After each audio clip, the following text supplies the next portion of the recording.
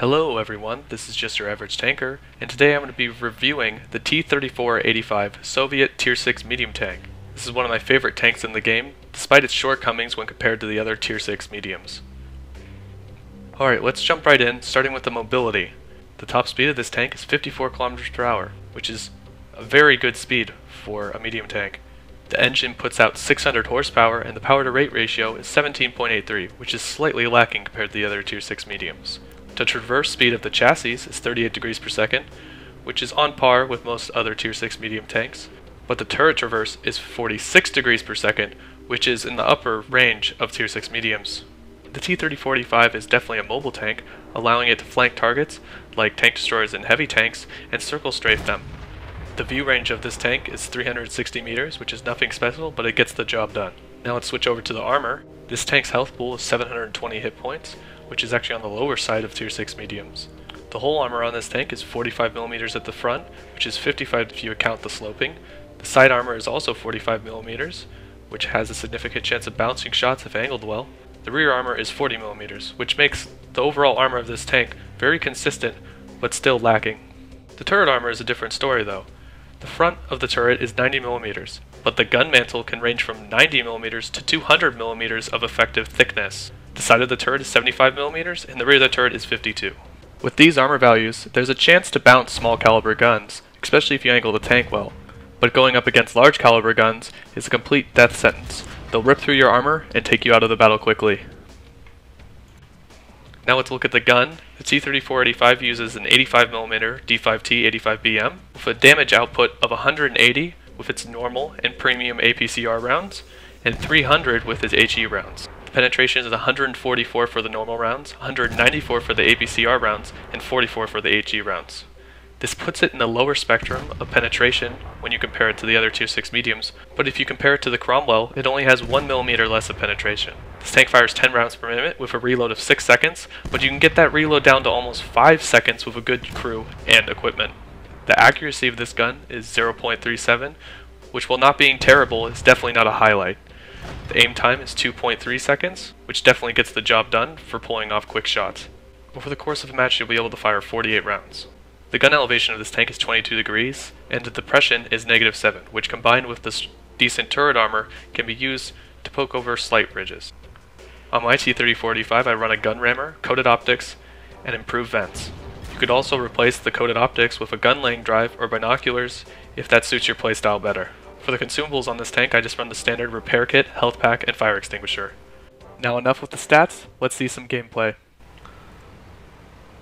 Alright, so here we are on Siegfried line in my T-34-85, and I'm going to show you just what this tank is capable of if it's played correctly. You see I'm making my way into the town, into an aggressive position where I at least have some type of cover to protect me. Quickly, a Tiger P spotted by our Comet.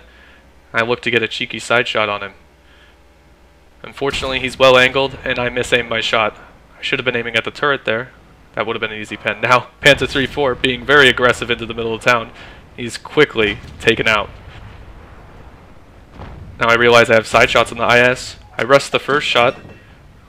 Unfortunate that one did not hit its mark. But I put the second shot in. Now I see a T1 heavy. I can shoot through the arches. Let me put a shot in. Now this position, it is aggressive and sometimes you can get caught out in games, but it provides really good flanking fire for tanks on the east side of the town. Now you see me, I'm thinking about going after this KV-1, and I decide, why not? I come around the corner, and he puts a really good derp into the side of my tank, setting me on fire, forcing me to use my fire extinguisher. Now I have his side armor, and the increased DPM of this tank takes its toll. He was able to put another shot into me, but I still was able to take him out.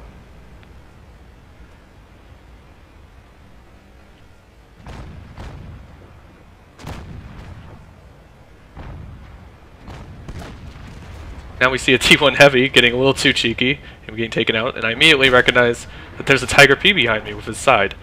Almost TKing the SU-100 there. But you can see that the reload of this gun isn't that bad. saying that I was able to put 2 shots in that Tiger P before he was able to get into cover. Now, once again, that IS is getting too aggressive into the middle. I put a good snapshot into him while reversing into cover. And now I proceed to unload on him.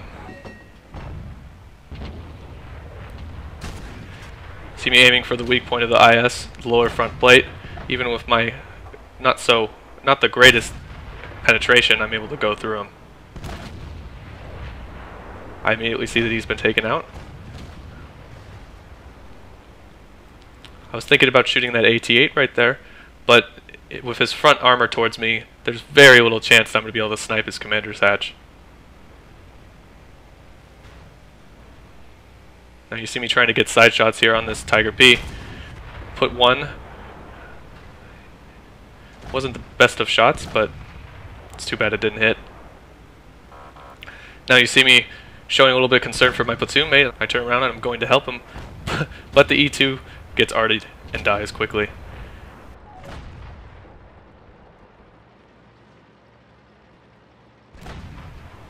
Now I'm thinking about flank shots on that AT-8, but there is a Nashorn that's been spotted on the east side, and I don't want to expose my side armor to him. So now, ignoring the AT-8, I'm going after this Tiger P, because the Tiger P is definitely the most valuable tank on the enemy team right now. Have a beautiful shot on his rear side armor, and put one in. Now I'm going to skip forward a bit because there wasn't a lot of action for the rest of the game. You see me moving around the map. I was trying to get flank shots on the AT-8, but he's died. Now the Nashorn is dead. Now it's just left is the Tier 7 German tank destroyer and the Panzer IV. Poking the hill, seeing if I can spot the tank destroyer, and then I come up to the ridge, and there he is, trying to run away from probably artillery. Put one shot in. I'm confident that my reload will beat out his traverse speed. Put another one in and back off. At this point, I'm just going to try and spot for artillery and hope that he gets killed.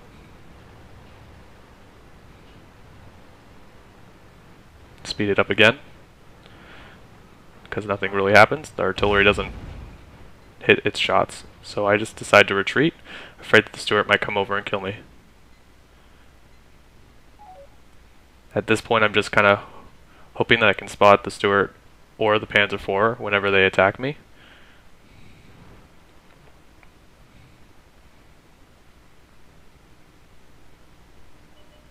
Oh, there's the Panzer IV.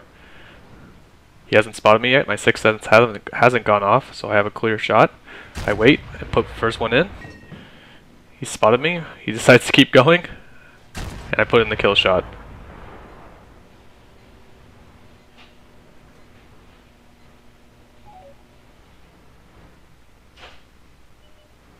There's the Tier 7 tank destroyer, just hiding around the corner from him, hoping artillery can kill him.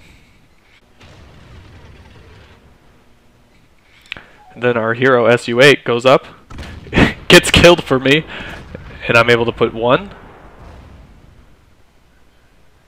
and then 2 shots for the win. Now we're going to take a look at the post-game stats. Here you already see it was a great game, ace tanker, and a high caliber medal. Definitely got at the top of the team, almost getting twice the base experience of the next highest player. You can see this was a massive game, giving me an income of almost 90,000 credits. I was able to do 3,194 damage, as well as bouncing that one IS shot off my turret. I only had 259 spotting damage, but that was probably just that Tier 7 tank destroyer at the end. I hope you have enjoyed this review. I'm Average Tanker, and I hope to see you out on the battlefield soon.